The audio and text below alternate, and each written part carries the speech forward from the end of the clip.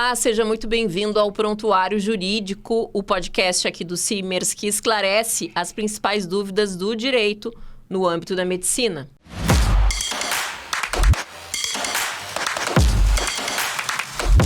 E no episódio de hoje a gente vai falar sobre a pejotização na medicina e seus reflexos no direito do trabalho. Para conversar conosco sobre esse tema, é com um grande prazer que eu recebo aqui no nosso estúdio do Sindicato Médico o advogado Horácio Lucena. Seja muito bem-vindo. Muito obrigado, Cláudia. Obrigado pelo convite mais uma vez. É sempre um privilégio estar aqui contigo para a gente poder esclarecer algumas dúvidas que a categoria médica tem e trazer alguns aspectos jurídicos que são importantes para esclarecimento e que as pessoas possam entender os seus direitos e como tratá-los, né? Principalmente numa época que a gente está tendo muitas mudanças e muitas... o direito está muito dinâmico, né? Então, nesse momento, a gente tem importante trazer essas atualizações para o pessoal poder entender o que de fato está ocorrendo, né, no mundo jurídico. Doutor, vamos começar então pelo conceito do nosso tema do episódio de hoje, que é a questão da pejotização. O que é a pejotização? E já estendendo a minha pergunta, quando que ela se torna irregular, né? Bom, a pejotização é quando o contrato ele é feito através de uma pessoa jurídica, né? Um contrato feito através de uma pessoa jurídica, ele pode ser lícito, assim como ele pode também ser ilícito. Quando é que ele se torna ilícito? Ele se torna ilícito a partir do momento em que, ao invés de ser um contrato de pessoa jurídica, ele, na verdade, está servindo como uma máscara para a efetiva relação que existe por detrás, que é a relação de emprego. A relação formalizada, ela espelha uma coisa, que é o contrato de PJ, mas a relação real, quando se vai verificar o contrato realidade, nós verificamos que se trata de um contrato de trabalho. Então, por isso que precisa esmiuçar bem essa questão. Perfeitamente. E, doutor, o fato do médico ter esse CNPJ impede o reconhecimento de um vínculo empregatício? Não impede. Na verdade, o que acontece, como eu falei antes, no direito do trabalho, o que rege, né, é o princípio da primazia da realidade. Então, não importa muito a formalidade do contrato. Importa, na verdade, como se dá o conteúdo efetivo. Se o médico, ele tem pessoalidade, habitualidade, subordinação e recebe remuneração, esses elementos indicam uma boa possibilidade de que estejamos diante de um contrato com vínculo de emprego, ao invés de ser um contrato pejotizado. Esses são os critérios que a Justiça do Trabalho utiliza, então, para identificar algum vínculo? Na verdade, é o que a CLT prevê no artigo 3º, né? Ou seja, a pessoalidade, o que é? A pessoalidade é que só aquela pessoa, né? A relação é direta com aquela pessoa que deve fazer, ela não pode ser substituída por outra, né? A habitualidade é que não é uma coisa que acontece esporadicamente, né? Então, o médico, por exemplo, ele está numa escala de trabalho, ele permanece, às vezes, anos trabalhando nessa escala de trabalho, né? Ele tem uma rotina, toda segunda-feira ele vai lá, ou toda terça, quarta, quinta ele trabalha. Então, isso configura a habitualidade. A onerosidade, né, que é uma outra característica do contrato, ela é o fato de receber em troca do serviço prestado, né? Isso também vai acontecer no contrato PJ, né? Se recebe em troca do serviço prestado. Agora, o elemento fundamental de uma relação de emprego, que distingue, né, uma relação PJ de uma relação de emprego, é a subordinação. A subordinação, ela implica em quê? Que o profissional, ele não está fazendo aquilo com uma autonomia que ele poderia fazer. Ele está sujeito a normas de conduta da empresa, ele está sujeito à escala, ele está sujeito ao horário, ele está sujeito a determinações, ele está sujeito muitas vezes a sanções disciplinares por algum tipo de conduta que ele adota, né, que ele tem no curso da relação, né, do desenvolvimento do trabalho. Então, esses elementos aí são os principais que se olha quando se trata de reconhecimento de vínculo de emprego. Então, tu falaste nos plantões, né? Aquele médico que presta serviço durante anos. Então, os plantões fixos em escala definida, por exemplo, eles podem identificar um vínculo trabalhista. É um indício importante, né? Porque eles demonstram tanto a habitualidade quanto demonstram a subordinação, né? né? A partir do momento que o médico ele recebe, né, todo mês uma grade, né? Normalmente os hospitais trabalham com uma grade, né? Mensal, que todo dia X, o médico Y está lá naquela escala prestando serviço de tal horário a tal horário e ele tem essa obrigação de comparecimento, é uma questão importante a ser considerada, né, na análise toda da configuração ou não do vínculo de emprego. E exigir exclusividade no trabalho, por exemplo. Aquele médico que trabalha exclusivamente para um hospital também pode configurar um vínculo? Uma análise de vínculo? Na verdade, Cláudia, a exclusividade ela não é um elemento distintivo do contrato de trabalho. Né? Pode existir exclusividade ou não caracteriza existir contrato de trabalho ou não. Né? Pode existir situações em que o médico tem vários contratos CLT, né? O trabalhador em geral, né? Vários contratos CLT. Ele pode ter um contrato CLT no lugar e daqui a pouco ter um PJ no lugar, assim como ele pode daqui a pouco ter um contrato PJ em determinado estabelecimento, que esse contrato PJ é efetivamente um contrato PJ, assim como ele pode estar num outro local trabalhando e nesse outro local ele tem um contrato PJ que, na verdade, é um contrato fraudulento que configura vínculo de emprego. Então, tudo depende da análise da situação concreta do caso, né? Doutor, se esse caso, o caso de algum médico for analisado e for reconhecido judicialmente esse vínculo, né? Que direitos que esse médico tem, que ele pode receber, enfim? Bom, os direitos que o trabalhador tem, né, a partir do reconhecimento do vínculo de emprego, são aqueles previstos na Constituição Federal e na CLT, né? Mas, basicamente, que todo mundo conhece férias, 13º, tem direito a receber remuneração de horas extras. Como quem tem uma CLT. Como quem tem uma CLT, adicional de insalubridade, às vezes uma condição de periculosidade, conforme a situação. Tem direito a receber parcelas que estão previstas nas normas e convenções coletivas de trabalho que trazem direitos mais específicos, né? Então, são os direitos de um trabalhador CLT. Ele vai passar a ter os direitos do trabalhador CLT.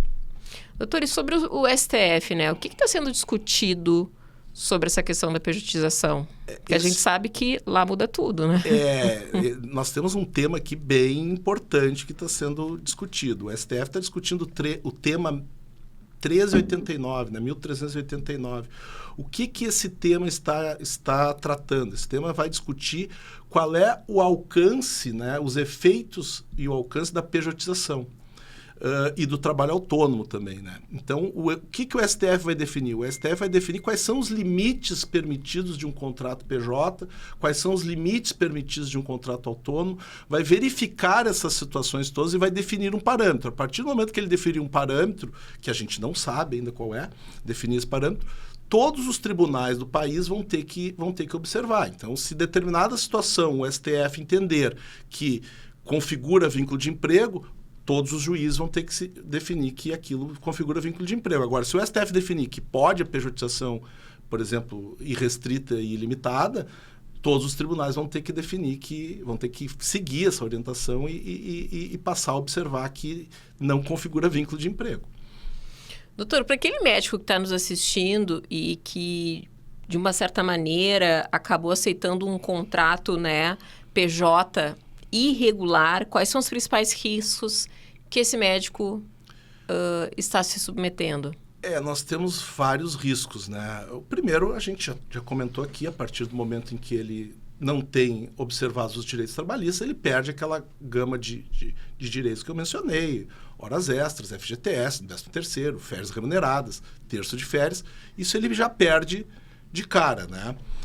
Além disso, né, existe a questão da proteção previdenciária, né? Ele vai estar à margem do sistema previdenciário, a menos que essa PJ dele faça uma contribuição para o INSS, né? Ele vai ter uma contribuição por ali, mas pelo vínculo com aquele determinado hospital, aquele determinada clínica, ele não vai ter proteção previdenciária. Então, caso ele sofra um acidente de trabalho, ele não vai ter proteção previdenciária, ele não conta o tempo para aposentadoria, ele não pode ter um auxílio-doença, né?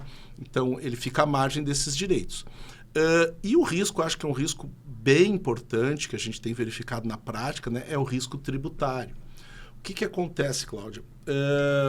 Independentemente da forma como a contratação se deu, nós somos sujeitos, né? Todos nós somos sujeitos à fiscalização pela Receita Federal. né? E a Receita Federal, ela pode, analisando casos concretos, ela entender que a partir do momento em que foi feito um contrato PJ, mas que ela, Receita Federal, entende que aquilo seria um contrato CLT, que aquilo foi uma máscara para um verdadeiro contrato CLT, o que isso vai gerar? Gera que o médico ele se torna devedor, né, tanto de imposto de renda quanto de contribuições previdenciárias. E, além disso, isso gera multas muito pesadas, né? Bastante pesadas nesse caso aí. Então, nós temos casos aqui, objetivamente, né, de profissionais que tinham essa relação pejotizada, a Receita autuou entendendo que, na verdade, era uma relação de emprego, e a partir do momento que autuou, entendeu que ele era devedor de quantia X. Para ter uma ideia, tem casos em que aquilo que o profissional auferiu durante todo o contrato de remuneração, prestando serviço, não paga vamos dizer, o imposto e a multa que tem em cima daquilo que a Receita está cobrando dele. Então, é um risco importante. Via de regra, tá? Até para tranquilizar o pessoal, judicialmente consegue se derrubar. Hoje em dia se consegue se derrubar essas autuações. Porém, é aquela angústia, né? A gente fica um processo, a gente sabe, pode demorar 2, 3, 4 anos, e fica aquela espada na cabeça de saber, olha, sou devedor, não sou devedor. Daqui a pouco tem uma CND que precisa para uma certidão negativa de débito, né? Que precisa para determinada atividade, e está lá aquele problema constando na Receita, né? E constando como devedor. Então, é uma questão que traz bastante aflição do ponto de vista tributário, tá? Doutor, já nos encaminhando para o final aqui, em que situações a contratação com pessoa jurídica é realmente legítima? Ela é legítima a partir do momento em que se tem autonomia real, né? Ou seja, o médico, né, ou a empresa do médico, ele tem uma estrutura, ele tem, né, uma sede, ele tem empregados, ele tem equipamentos que são próprios dele, que ele utiliza, né? Ele define quando ele quer trabalhar, se ele vai trabalhar, ele pode daqui a pouco se fazer substituir por outro colega, né? Enfim, que vai prestar atividade naquele local. Então, isso aí demonstra um contrato que seria um contrato real de pejotização, um contrato lícito de pejotização. Fora dessas hipóteses, a gente entende que são contratos ilícitos, né, e que são sujeitos à desconfiguração e à consideração como se fosse vínculo de emprego, né, vínculo trabalhista. Doutor, para finalizar então, que orientação que o senhor deixa, né, para o médico que está nos assistindo, que tem dúvidas sobre o seu próprio contrato, sobre essas questões, né, de PJ, CLT, enfim, vínculos? Eu acho que é importante ele analisar se a relação que ele tem trabalhando, ele, como PJ, ele tem ou não autonomia real. Se ele não tem autonomia real, é um indicativo muito forte de que ele pode estar diante de uma hipótese de um vínculo de emprego disfarçado, né? Mas, assim, o mais importante é que ele procure um profissional, né, que vai orientá-lo, né, um advogado que pode orientá-lo a respeito de quais iniciativas tomar, ou procurar aqui mesmo o sindicato, né? A gente tem toda uma equipe aqui, tem encaminhamentos para os escritórios para que a gente possa sanar essas dúvidas e prestar a consultoria necessária para que ele possa saber quais são os seus direitos e daqui a pouco pleiteá-los, se for o caso. Doutor, muito obrigada pelos esclarecimentos aqui. E eu acho que fica o recado, né, que a pejotização ela não é proibida, né, doutor? Mas ela precisa, sim, respeitar as relações de trabalho. O episódio de hoje fica por aqui e daqui a 15 dias nós temos um novo podcast. Até mais!